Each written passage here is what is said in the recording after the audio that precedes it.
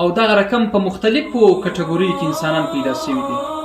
او زه ورته جوړ روغ یو خوشحاله یو، خو بیا هم د ژوند شکر مو ادا کړی دی.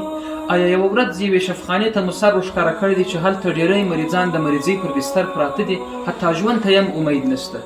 ډېری کسان د ډېرې مجبورۍ څخه یو جرم ته لاس اوږدوي او مرتکب د یو جرم یادېږي. ډېری کسان د دې جرم په وجه د تورو تنبو شاته بندیخانو ته تللي دي. او ډېری انسانان په خپل ژوند کې خوشحاله ژوند نه لري. زه ورته هر څه لرو. پس وروسته انسان په دونه پراخو نعمتونو کې د الله تعالی په دونه نعمتونو کې بیا ولې ناهیلي وکړي؟ او دغه انسان ولې خپل هغه حقیقت ته متوجه ونه اوسېږي چې زه هغه بنده یم چې په خپل خیر او شر نه پوهېږم او هر څه الهي دي. راځئ د نن پر موجوده ژوند باندې شکر وباسو او د خدای تعالی څخه راضي واوسېږو. السلام علیکم.